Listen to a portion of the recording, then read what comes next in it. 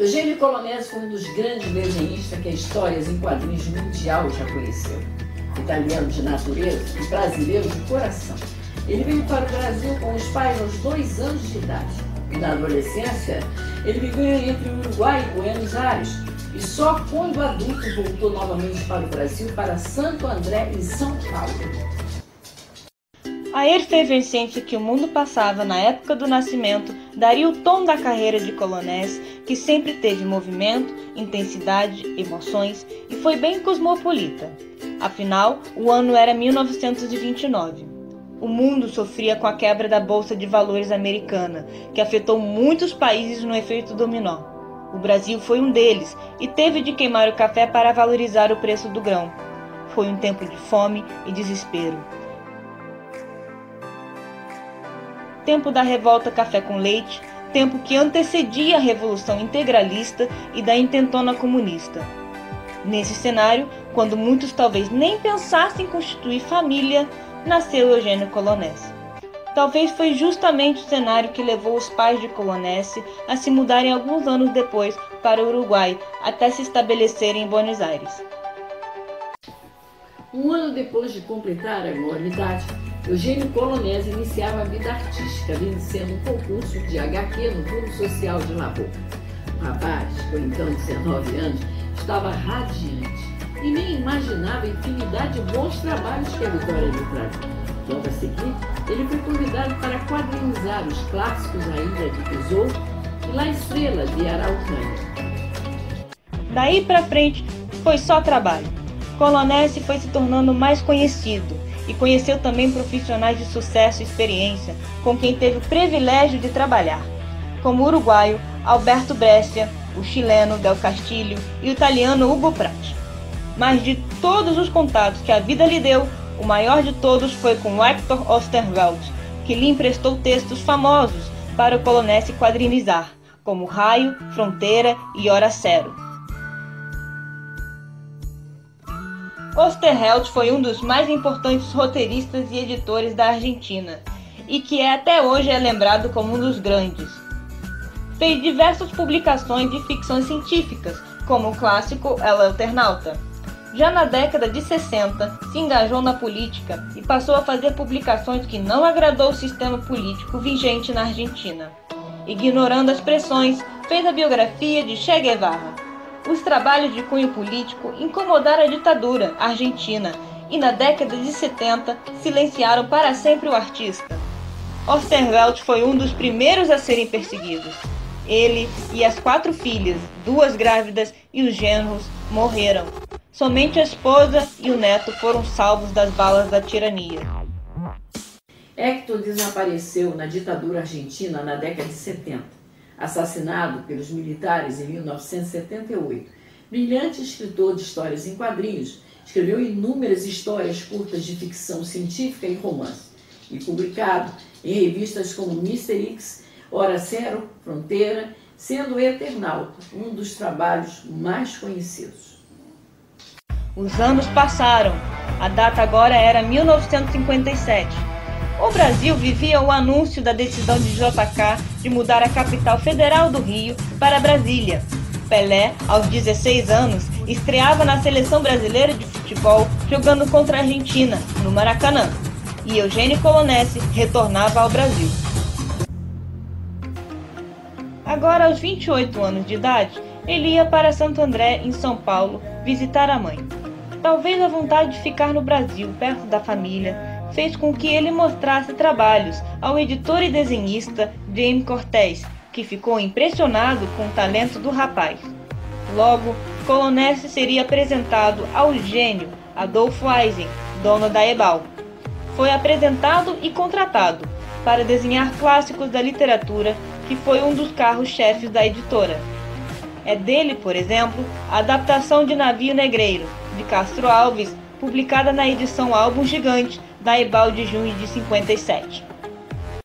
Ainda na década de 50, muitos artistas contribuíram para a editora Lancel. Em 1951, ela publicou a revista americana Beyond, sob o título O Terror Negro. Nessa época, as revistas de terror e guerra circulavam com pelo menos 30 títulos. Com a queda da produção americana, os artistas brasileiros tiveram oportunidade de trabalhar para as pequenas gráficas de São Paulo.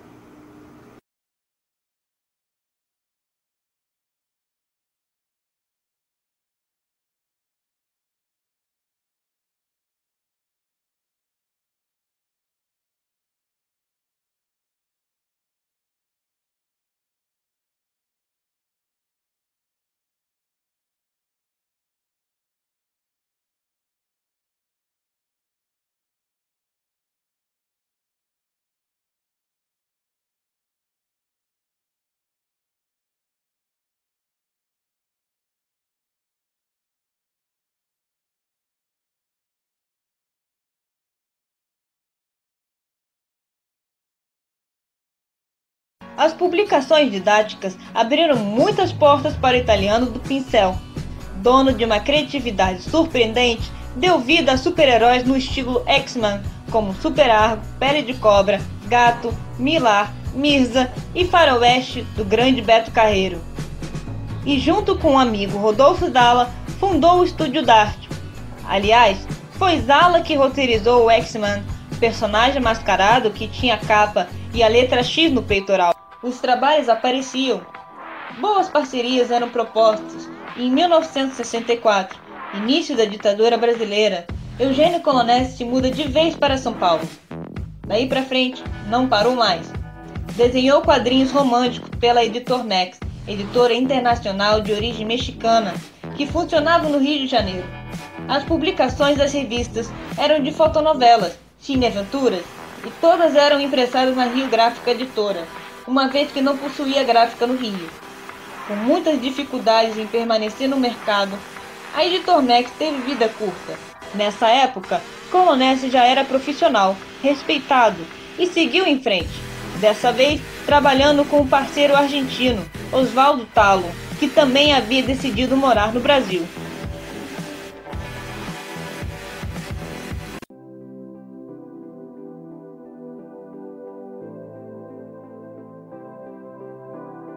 Uma densa névoa caia sobre a história do Brasil. Era o início da ditadura militar. Todos, sem exceção, foram cerceados. A Constituição e os direitos individuais foram abolidos. Qualquer um, em qualquer momento, poderia ser considerado uma ameaça à nação. Imagine então como foi difícil para as editoras. As revistas de histórias em quadrinhos eram vasculhadas e proibidas a publicação de qualquer material que não fosse autorizado pela Delegacia de Polícia Federal. Vários artistas nacionais foram presos e perseguidos durante esse tempo. A indústria gráfica ficou restrita a poucas publicações. E em São Paulo, revistas eram queimadas na Praça da Sé. As editoras, que investiam em terror, tiveram que substituir as revistas pelo gênero infantil e aventura. Os artistas eram vistos como subversivos. Havia dificuldade com papel para publicação dos quadrinhos e o preço disparou então. Nesse período apareceram super-heróis de carne e osso como Miguel Penteado, dono da editora JEP em São Paulo. Homem de um coração generoso, dava oportunidade a todos os artistas do Brasil. Ele foi um dos que enfrentou os tanques da repressão, publicando não só terror, mas também guerra, ficção científica, super-heróis, faroeste, humor e horror. Publicou também desenhos do Eugênio Colonesi, como Super Argo, Fantar e Raio Negro. Temendo represálias, muitos artistas usavam codinome. E foi durante a repressão, na editora JS, que ele criaria o personagem de sucesso, Mirza, a Mulher Vampiro. No mesmo ano e na mesma revista, criou o Morto do Pântano, que mais tarde dividiria histórias com Mirza. Eugênio Colonesi transitou por quase todos os estilos de HQ, do clássico passando pelo terror, aventura com super-heróis X-Men, Super Argo, Pele de Cobra, Gato e Milar. Desenhou também o faroeste como Juvencio, o Justiceiro do Sertão e Beto Carreiro. Desses personagens, vale ressaltar o herói Gato, que foi uma influência e produzido no estúdio de arte com roteiros de Rubens Luchetti e Luiz Meri, publicado pela editora paulista JF. O gato não tinha uniforme, trajava apenas uma jaqueta ou casaco e usava máscara. Colonese calcava a fisionomia do protagonista com os traços de Sean Connery, o ator que encarnou James Bond na época. A diferença é que o herói brasileiro tinha olhos verdes. Apesar dos trabalhos e boas parcerias, o artista nunca se esqueceu da Ebal, e os anos 70 começaram com ele desenhando para a Eisen, a revista chamada Geral, Epopeia, escrita por Pedro Anício. A publicação durou 25 anos e publicou histórias de O Judoca, Superman, Tarzan, Mickey Mouse, entre outros, ao lado do amigo Rodolfo Dalla. Nessa época também produziria cartazes para filmes brasileiros, como Esta Noite Encarnarei no Teu Cadáver, de 1966, e quase 20 anos depois faria Volúpia de Mulher, em 1984. Não foi só a Ebal que recebeu os traços de Colonese, a Bloch Editores também. Em 1975, a editora Bloch entrou no mercado dos quadrinhos, através do editor da infanto-juvenil Moisés Weltman e do então diretor de artes, Edmundo Rodrigues. As revistas dos super-heróis da Marvel, compradas semi-prontas, foram a aposta inicial. Logo, a editora deu início à publicação nacional, e muitos artistas brilhantes das histórias em quadrinhos passaram por lá, como Eugênio Colonese, desenhando a revista Mestre Kim.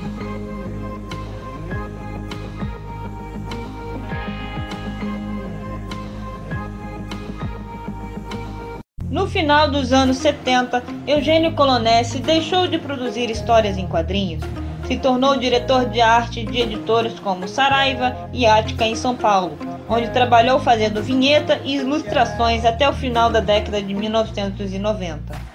E foi o quadrinista Franco da Rosa que em 2001 convenceu Colonese a produzir novamente histórias em quadrinhos, pela editora Ópera Gráfica, do qual era sócio. Junto com Oswaldo Talo, Franco da Rosa escreveram novos roteiros para a Misa.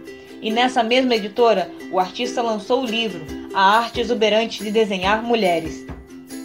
A partir daí, mesmo sendo diretor de arte da editora Ática, Eugênio Colonese voltou a trabalhar a carreira de desenhista. Em 2003, lançou o álbum War, Histórias de Guerra, roteirizadas por Jean Danton, textos originais de Luiz Meri. No ano seguinte, fez o álbum Cangaceiros, Homens de Couro 1, com roteiro de Wilson Vieira e capa de Mozart Couto, uma publicação do Clube de Quadrinhos. Nesse mesmo ano, publicou pela editora Scala, em coautoria com o quadrinista Mozart Couto, a coleção Eugênio Colonese, Curso Completo de Desenho. Compostas de 5 revistas, a série se propõe a ensinar técnica de desenho artístico. E os personagens também vieram. Desenhou em 2005 Mr. No para Sérgio Bonelli Editore. Vieram ainda o álbum com histórias do Morto do Pântano e Tia Ninha para a revista. Um ano antes de falecer em 2008, Eugênio Colonese ainda publicou, com Franco da Rosa e Oswaldo Talo, uma última HQ protagonizada pela vampira Mirza. Nessa publicação para a revista Wismania, número 51, da editora Panini, Mirza tem um encontro fictício com o criador. A vampira, que tinha corpinho de 20 e idade de 40, ganhou nesse mesmo ano um álbum homenagem pelos 40 anos, publicado pela Mitos Editora.